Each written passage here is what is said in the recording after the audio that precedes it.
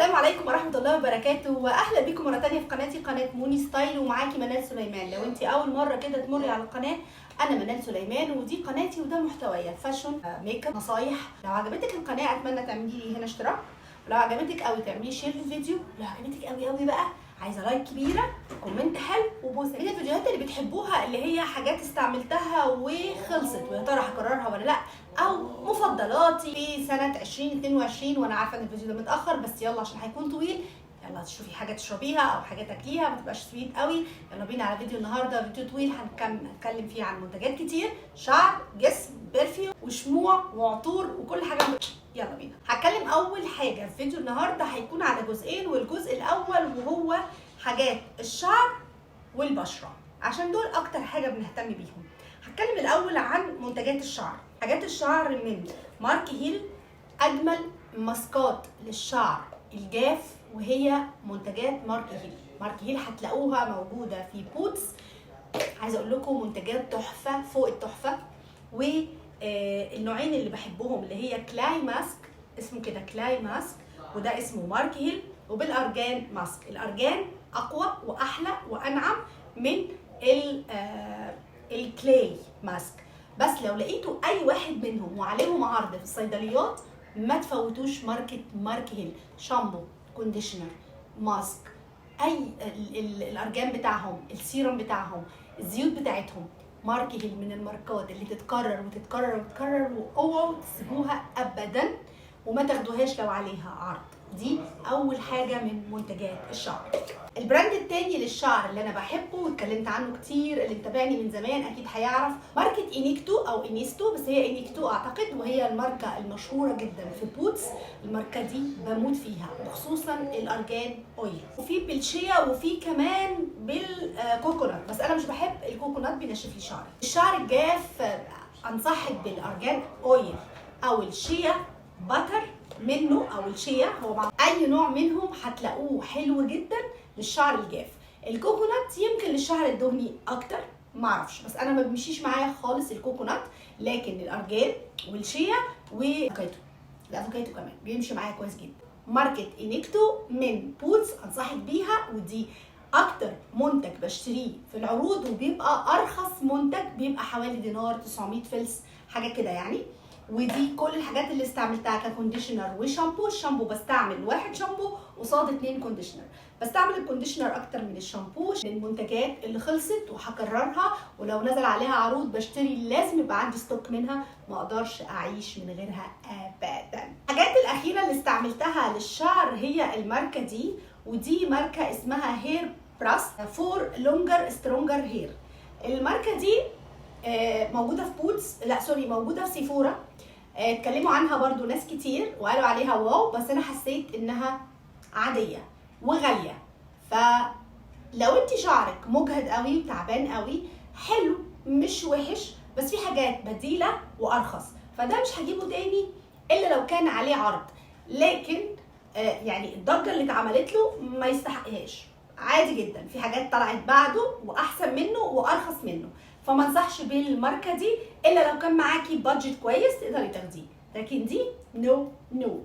حاجات الشعر كمان اللي استعملتها مؤخرا من فتره يعني اخيره من براند ناكومي. البراند ده اعتقد موجود منه في مصر وموجود منه في الكويت، وانا اشتغلت معاهم بصراحه كشركه واعلنت لهم على اكتر من منتج، لكن للامانه بصراحه السويت الموند اويل اللي هو اللوز الحلو كان ماسك للشعر ممتاز، حبيته بصراحه. ريحته مش مستصاغه قوي لان زيت اللوز مش بيبقى ريحته حلوه، بتبقى شويه ريحه تقيله شويه، لكن لما بتغسلي شعرك كويس وتحطي خمريه الشعر بيمشي حالها. فالسويت الموند اويل ماسك من ناكومي انصحك بيه جدا، سعره حلو، وفي الخصومات بيبقى سعره حلو. شركه ناكومي عامه من الشركات اللي عروضها بتبقى حلوه جدا، وساعات بيوصل على دينار او دينار ونص، يعني نقول مثلا 100 جنيه هيبقى ماسك حلو جدا. من الحاجات اللي بحبها للشعر برضو من بوتس اللي هو السبريهات بتاعتهم، برضو في منه بالافوكاتو، وفي منه بالروزماري، وفي منه باللوز. انا بحب اللي هو اللوز مع الكوكونات، الاتنين مع بعض بيبقى سبراي خفيف، بحطه على شعري مش شرط وهو مبلول وهو ناشف، وبنزل بيه اروح الدوام وارجع، البيبي هير كله بترجعي شعرك ناعم وبيلمع وريحته حلوه. السبريهات دي انصحك بيها جدا. ولازم يبقى عندك ليف ان سبراي، لازم يكون عندك سبراي ويكون عندك ستوك منه. انا بجيب منه ستوك بيوصل سعره بعد العرض 750 فلس، يعني دينار الا ربع، حاجه ولا حاجه. يعني مثلا عندكم في مصر يعمل 50 جنيه 75 جنيه، بس حلو جدا لانك بتحطيه على الاطراف، حطيه على الجزء اللي قدام، تسرحي شعرك، تحطي الخمريه بتاعتك، تلبسي طرحتك، تروحي شغلك، ترجعي شعرك بيلمع، ريحته حلوه، مش عرقانه، وطري شعرك، بيطري شعرك جدا. فانصحك كمان بالماركه دي. وده كان اول جزء من فيديو النهارده، وهو حاجات الشعر اللي خلصت، وهشوف هكررها ولا لا. يا رب تكونوا استفدتوا منها. نيجي للجزء الثاني وهو حاجات البشره. حاجات البشره من الحاجات المهمه جدا اللي انا في الفتره الاخيره عانيت معاناه يعني فوق الخيال، وهي معاناه البقع السمراء اللي جات لي. ايا كان مش هطول قوي، تعالوا اقول لكم اخر منتجات استعملتها عن طريق الدكتوره، وفي نفس الوقت تنفع لكل انواع البشره، ودعواتكم ان البقع السمراء اللي عندي تروح. تعالوا نتكلم النهارده على اولا ريموفر ميك اب. محدش فينا ما يقدرش يستعمل ريموفر ميك اب، او محدش يقدر يستغنى عن استعمال ريموفر ميك اب. ومن الحاجات اللي بصراحه يعني حبيتها جدا الفترة الأخيرة وكررتها أكتر من مرة، وبجيبها من اي هيرب، هتلاقوها في فيديوهات اي هيرب كلها، وهي كلينت زيرو من الشركة بتاعتها اسمها بانيلكو أو بانيلاكو حاجة كده، هي كوري، اسمها زيرو. في منها ألوان، في منه الأخضر، في منه اللبني، في منه البينك، أي لون كله زي بعضه ما فرقتش. هو بيبقى عبارة عن كريم أو أويل كده معمول زي الفازلين، بتحطيه على بشرتك، بتشيلي بيه كل الميك اب، وفي ثانيه واحده بتروحي تغسلي وشك، تلاقي وشك بقى زي الفل، ومش مدهن ومش مملزق ولا ملزق ولا مدبق ولا اي حاجه خالص، ولا كانك حطيتي اي حاجه فيها اويل. بيشيل الووتر بروف ماسكارا، بيشيل رسم الحواجب، بيشيل الجل، بيشيل الارواج الصعبه. من اجمل الماركات اللي برشحها لك، هتلاقيها في اي هيرب. خشي على اي هيرب، واعتقد دلوقتي بيتباع في مصر، معرفش، في منه الميني الصغير وفي منه الكبير. دي بيقعد معايا مثلا بالشهرين، بيقعد شهرين.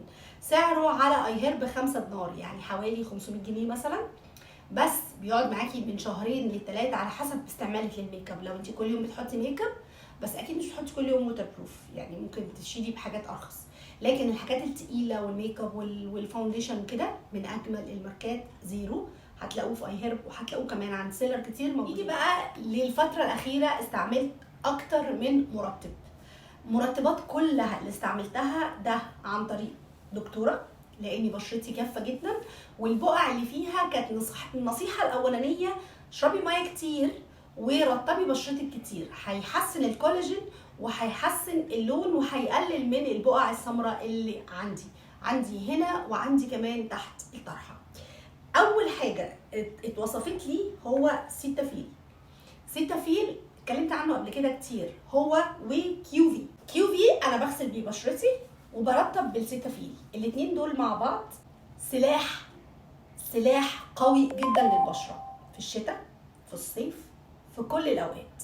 انصحك بيه سواء بشرتك جافه، سواء عندك بقع، سواء بشرتك مختلطه الى جافه.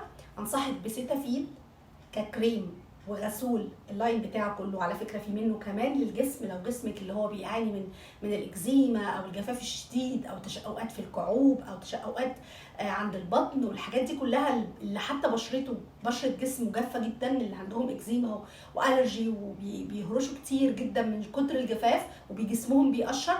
السيتافيل في منه غسول للجسم، في غسول للبشره، وفي منه لوشن للجسم، وفي منه كمان كريم للبشره. ده الكريم اللي هو من تو دراي تو فيري دراي، من دراي تو فيري دراي. في حاجات كمان للبشره الدهنيه، وفي منه للبشره المختلطه. سيتافيل نمبر 1 في السكين كير، في العنايه بالبشره الطبيه اللي بيكتب لك فيها الدكتور الجلديه. اما كيوفي نمبر 2 على طول وراه، وبرده ده اللي بيوصفه الاطباء من اجمل الحاجات. محدش يقول لي بقى كريم نيفيا، كريم جونسون اند جونسون، الحاجات دي كلها يا جماعه فيها كحولات وفيها الكحول، وفيها برفيومز، وفيها نسبه من الحاجات اللي بتحرق الجلد على الفترات البعيده. فخلوا نيفيا وجونسون اند جونسون للايد، للكوع، للركب، بلاش تستعملوها على بشرتكم، دي برضو نصيحه يعني يشهد عليها ربي ان دي من كلام الدكاتره. سيتافيل وكيو في هكررهم واكررهم واكررهم. وفي كمان لاين للاطفال، يعني كيو في عامل لاين للاطفال، الباودر والكريم واللوشن والشامبو كله كله كله. كيو في وسيتافيل 2 لاين انصحك بيه وعيشي عليهم وعلى ضمانتي. تاني واحد للترطيب الجسم، لان انا يعني في حاجه عملتها غلط، هقول لكم الغلط دلوقتي عشان ما تكرروهوش. اليسري من البراندات الطبيه برضو حلو جدا، في منه غسول وفي منه كريم وفي منه، شوفوا كام براند انا اتكلمت عنه، سيتافيل، كيو في، يسرين. يسرين برضو موجود في الصيدليات، من الماركات المحترمه جدا جدا، بس خلي بالك من كلمه اليوريا. انا خدت ده على اساس ان هو للبشره الجافه ومكتوب عليه يوريا ريبير 5% يوريا. الدكتوره بهدلتني لان انا ما خدتش رايها فيه، قلت يسرين من الماركات الحلوه ومكتوب عليه هو دراي سكين وحلو قوي للكريم للبشره. اخدته للامانه، يمكن ده اول حاجه عمل لي البقع، لان اليوريا بتقول انها بتعمل تقشير حاد للبشره وحرقت لي جلدي.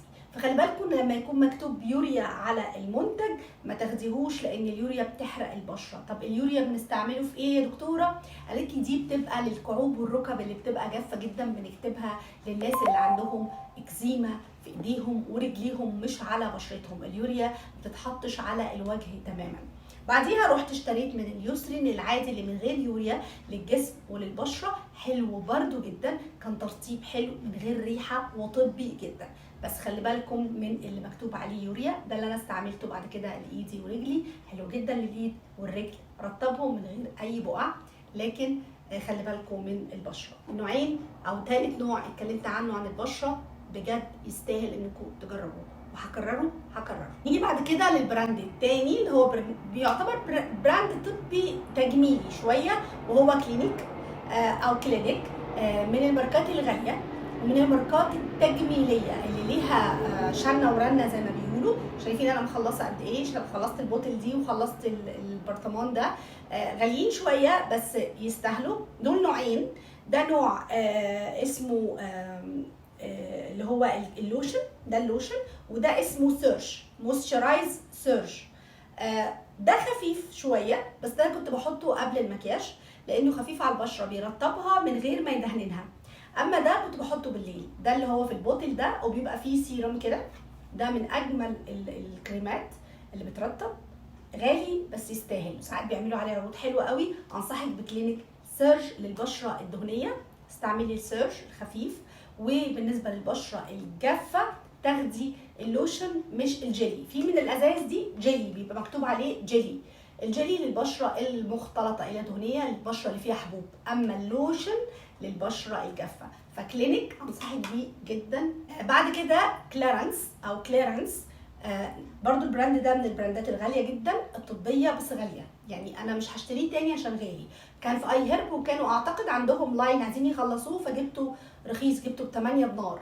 ما رحت اسال عنه تاني لقيته ب16 وب20 وب22. فده مش هكرره عشان غالي لكن مش عشان وحش. كلارنس الماركه حلوه طبيه، بس نقول عليها رقم 3 أو 4، او نقول على نفس مستوى كلينيك. يعني احنا قلنا سيتافيل، كيو في، يسرين، بعديه الاثنين مع بعض على نفس اللاين كلارنس وكلينيك. الاثنين ماركه طبيه تجميليه بس غاليه قوي، فما انصحش بيها. كلينيك عشان بيعمل عروض فبجيب منه، لكن كلارنس بيعمل عرض تافه قوي 10% 15%، وبحس انه غالي جدا. طبعا يسرين اهو هتلاقوا منه، جايبه منه الصغير، جبت الاول الصغير لاني خفت جدا ان يطلع مش حلو، فكنت جايبه الصغير وبعد كده رحت جبت بقى الكبير لما اتاكدت ان بشرتي تمام معاه. فحاولوا تعملوا الفكره دي، انك تشتري حاجه منها ميني صغيره عشان ما تخسريش فلوسك، وجربي.